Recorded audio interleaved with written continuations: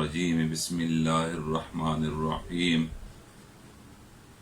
لقد کان لکم فی رسول اللہ اسوۃ حسنہ قال النبی صلی اللہ علیہ وسلم الحیاء شعبۃ من الایمان او کما قال علیہ الصلاۃ والسلام سبحان ربک رب العزۃ عما یصفون وسلام علی المرسلین والحمد للہ رب العالمین اللہم صل علی سیدنا محمد وعلی آل سیدنا محمد وبارک وسلم اللہم صل علی سیدنا محمد وعلی آل سیدنا محمد وبارک وسلم۔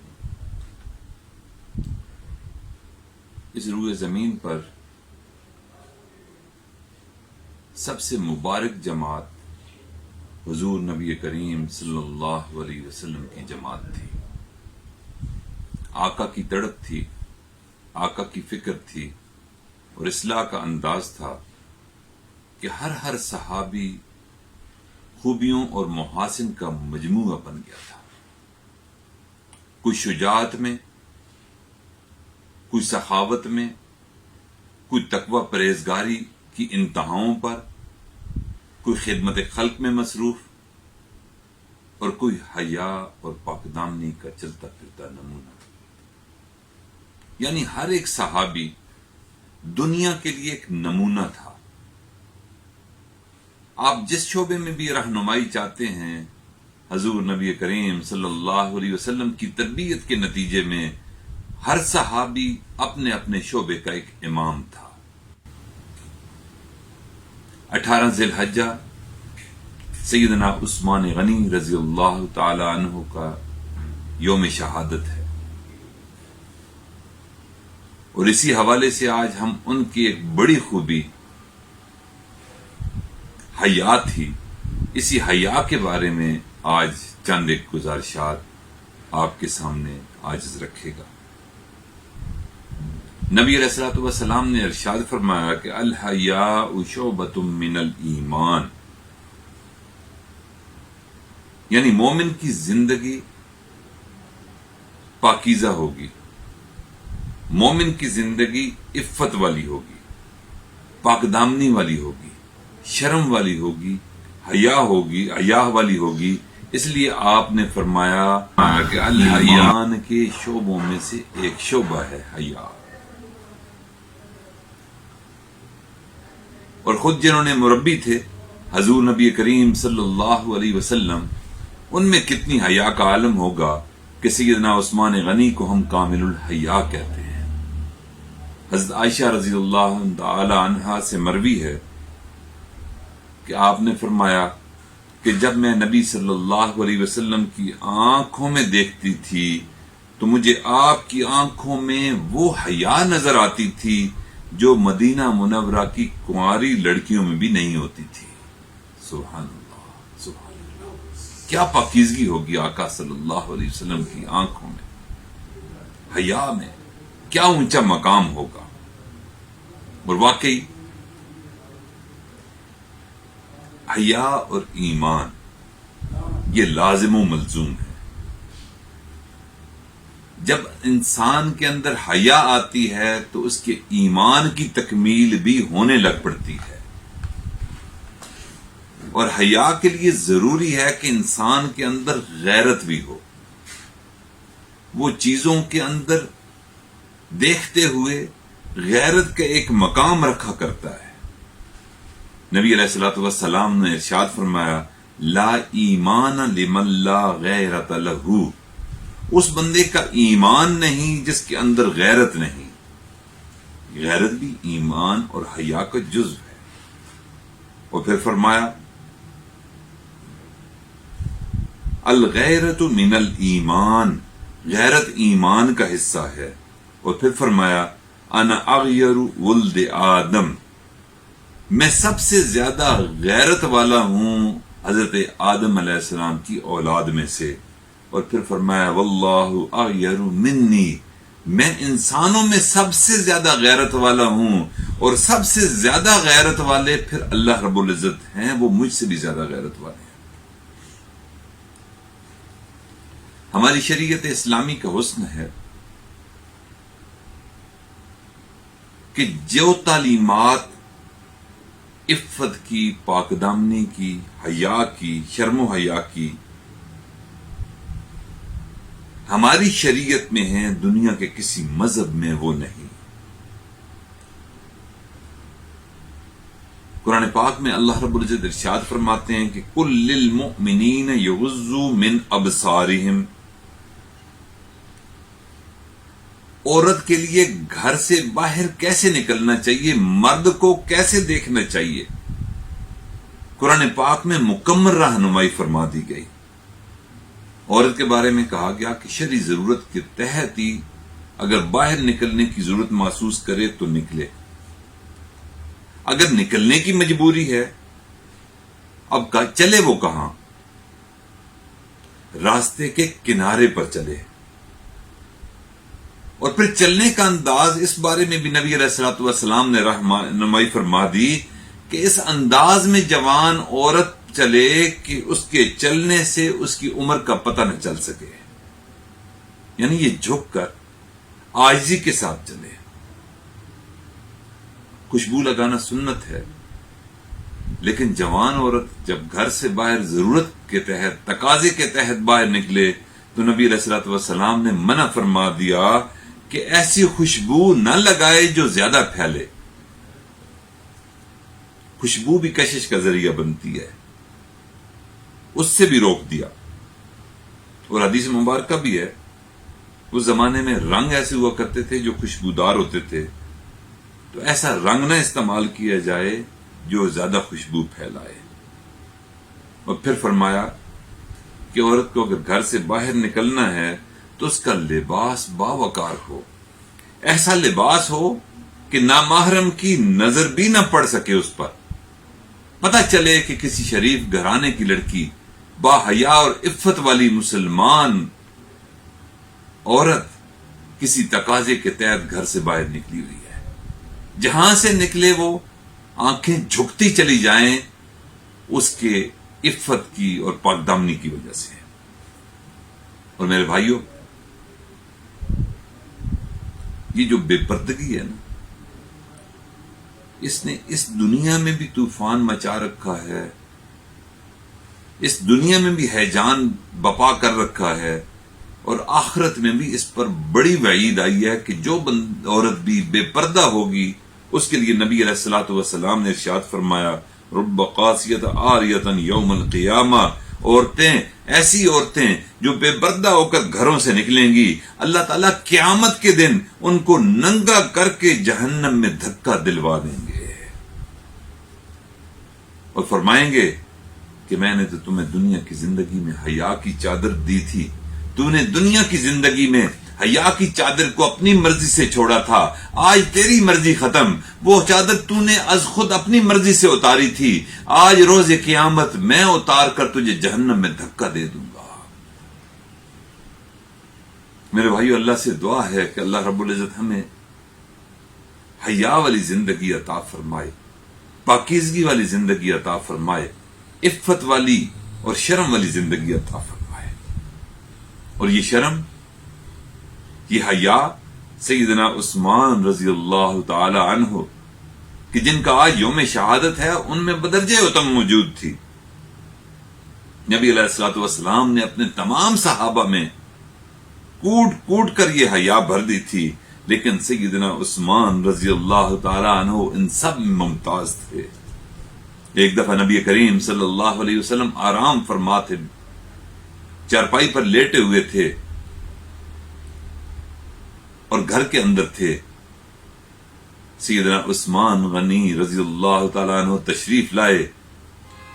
آقا کو جب پتہ چلا کہ عثمان آئے ہیں تو وہ جو چادر جو پنڈلی سے تھوڑی سی اوپر تھی اس کو خود آپ نے اپنے ہاتھ سے کھینچ کر اپنی پنڈلی سے نیچے تک لے گئے، اور پھر فرمایا، کہنے لگے کہ یہ عثمان وہ فرد ہے میری جماعت کا کہ جس پر آسمانوں کے فرشتے بھی حیا کرتے ہیں، اور میں زمین پر محمد بھی اس سے حیا کیا کرتا ہوں صلی اللہ علیہ وسلم۔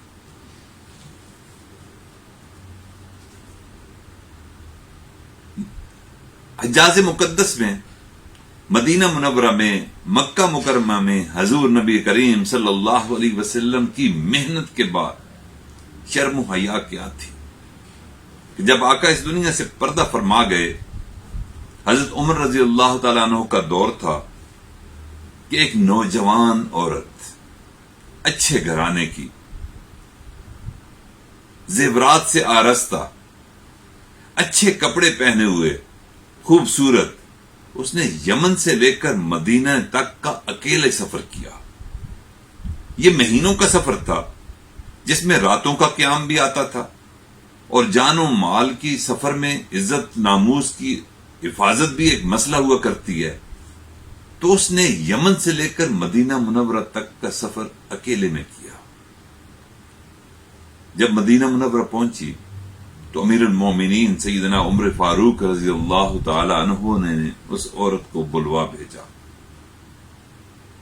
پوچھا کہ تم جوان العمر ہو، خوبصورت ہو، اچھے خاندان والی ہو، کھاتی پیتی ہو، گھرانے سے تمہارا تعلق ہے، تو تم نے یہ اکیلے سفر کیوں کیا؟ اس نے مجبوری بتلائی کہ محرم کے میرا تھا نہیں، اور یوں میں قافلے کی صورت میں آ گئی، ایک انتہائی مجبوری کا تذکرہ اس نے کیا۔ تو عمر فاروق رضی اللہ تعالی عنہ نے اس کی مجبوری کا لحاظ رکھتے ہوئے اس کو معاف تو کر دیا، لیکن ایک سوال بھی کیا کہ تم یہ بتاؤ کہ یمن سے مدینہ منورہ تک کے لوگوں کو تم نے کیسے پایا؟ ہر طرح کے بندے سے تمہارا واسطہ پڑا ہوگا، دن میں بھی سفر کیا، رات بھی قافلے کے ساتھ ٹھہری، مختلف قوموں کے درمیان میں سے تمہارا گزر ہوا، تم نے یمن سے مدینہ منورہ تک کے لوگوں کو کیسے پایا؟ وہ عورت کہنے لگی کہ اے امیر المؤمنین، میں نے راستے کے لوگوں کو ایسے پایا ہے جیسے سب کے سب ایک ماں باپ کی اولاد ہوں۔ یعنی یوں شرم و حیا رکھا ہر بندے نے، جو جانتا بوجھتا بھی نہیں تھا، جس کی قوم بھی ایک نہیں تھی، علاقہ بھی ایک نہیں تھا، مشاغل بھی ایک نہیں تھے، یمن سے لے کر مدینہ منورہ تک بے شمار قومیں اور ان سے واسطہ پڑا ہوگا۔ تو فرمایا کہ نبی علیہ الصلوۃ والسلام کی تربیت کا نتیجہ تو مجھے تو یوں محسوس ہوتا تھا کہ سارے کے سارے مسلمان جو ہیں وہ علیحدہ علیحدہ نہیں بلکہ ایک ماں باپ کی اولاد ہیں جیسے۔ یوں شرم حیا ان کے درمیان تھی۔ اس لیے میرے بھائیوں، ہمیں بھی شرم و حیا اپنے اندر پیدا کرنے کے لیے اپنے باطن پر محنت کرنے کی ضرورت ہے، تاکہ شہوات پر ہم قابو پا سکیں، شیطانیت ہم پر غالب نہ ہو سکے، ہم اپنے نفس کی اصلاح کرتے ہوئے خواہشات کو باطن سے نکال پھینکیں، نگاہوں کو پاک کر لیں، دل میں جو طوفان اٹھتے ہیں ان طوفانوں کو ٹھنڈا کر دیں، دل میں جو تمنائیں آتی ہیں ان کو شریعت کی لگام ڈال دیں، غلط خیالات اور وساوس کو کیسے چھوڑ لیں؟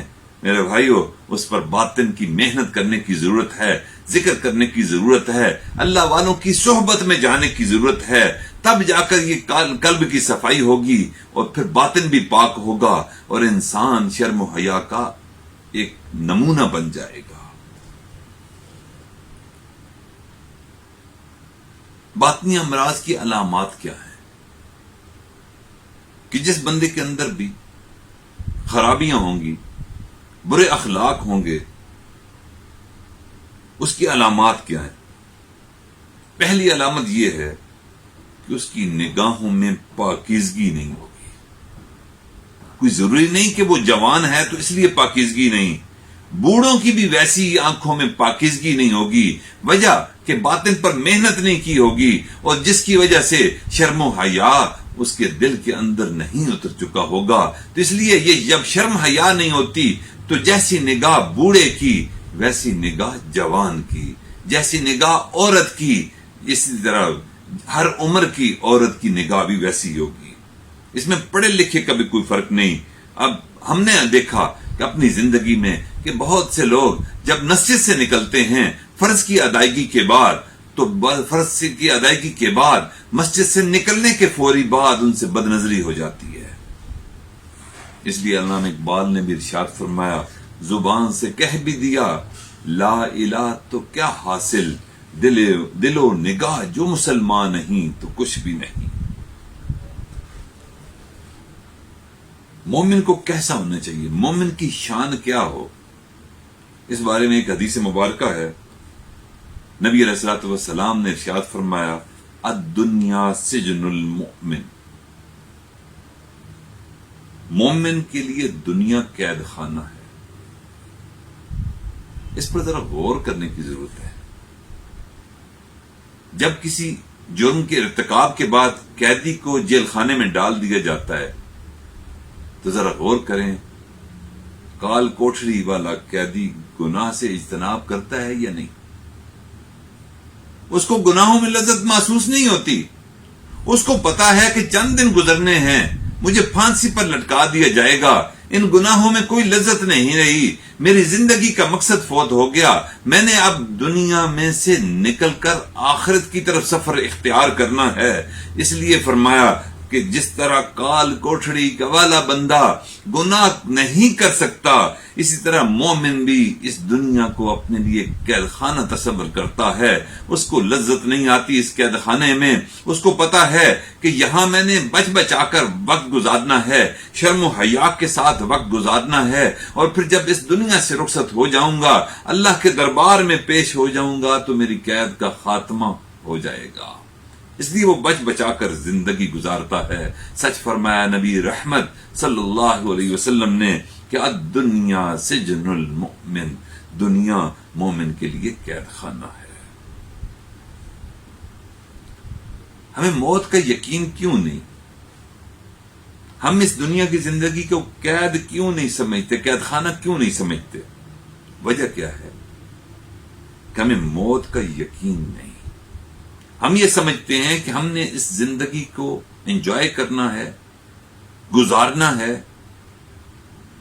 کوئی حدود و قیود نہیں، شریعت کی پابندی کوئی نہیں، ڈور ڈھنگر اور حیوان والی زندگی۔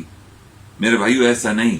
یہ کس وجہ سے ہوتی ہے کہ ہمیں موت پر یقین نہیں ہوتا، اور جو اللہ والے ہوتے ہیں، اللہ والوں کی صحبت میں وقت گزارتے ہیں، جنہوں نے اپنی باطن کی محنت کی ہوتی ہے، ان کو موت کا یقین ہوتا ہے۔ اور پھر حدیث مبارکہ بھی ہے، نبی کریم صلی اللہ علیہ وسلم محفل میں تشریف فرما ہیں، صحابہ بھی دائیں بائیں موجود ہیں، آقا صلی اللہ علیہ وسلم نے فرمایا بتاؤ تمہیں موت کا کتنا یقین ہے؟ تو ایک صحابی نے کہا کہ صبح ہوتی ہے تو مجھے یقین نہیں ہوتا کہ رات بھی آئے گی کہ یا نہیں، یا میں گزار پاؤں گا پورا دن یا نہیں۔ دوسرے سے پوچھا، دوسرے نے یہ جواب دیا کہ جب 4 رکعت نماز کی نیت کر کے میں بیٹھتا ہوں، نماز کو شروع کرتا ہوں، تو مجھے یقین نہیں ہوتا کہ نماز بھی مکمل ہوگی یا نہیں۔ اللہ اکبر! کیا موت کی تیاری تھی، کیا موت کا ایک تیقن تھا، موت کوئی ایک یقین ان کے اندر پیوست ہو چکا تھا۔ ان 2 صحابیوں کے جواب کے بعد نبی علیہ الصلوۃ والسلام نے کیا خوبصورت بات کی۔ آپ صلی اللہ علیہ وسلم نے فرمایا کہ تمہیں صبح ہوتی ہے شام کا یقین نہیں ہوتا، تمہیں 4 رکعت کی نماز کے مکمل ہونے کا یقین نہیں ہوتا، میں محمد ایسے نماز پڑھتا ہوں کہ جب ایک طرف سلام پھیر چکتا ہوں تو دوسری طرف سلام پھیرنے کا یقین نہیں ہوتا کہ موقع ملے گا بھی یا نہیں۔ میرے بھائیو، موت کی جو تیاری ہے نا، جو بندہ بھی موت کی تیاری میں لگ جائے گا، اس کے لیے زندگی شریعت کی پابندی میں گزارنی آسان ہو جائے گی، بد نظری سے پرہیز اس کو مل جائے گا، شرم حیا اس کے اندر آ جائے گی۔ اور موت کی تیاری میں ہمیں کوشش کرنی چاہیے، اور نبی علیہ الصلوۃ والسلام نے بھی ارشاد فرمایا کہ موت کو کثرت سے یاد کیا کرو، دنیا کی لذتوں کو یہی ختم کر سکتی ہے، یہی توڑنے والی ہے۔ اس لیے میرے بھائیوں، ہمیں بھی چاہیے کہ آج یوم عثمان غنی رضی اللہ تعالی عنہ ہے، وہ ایمان میں بھی کامل تھے، حیا میں بھی کامل تھے۔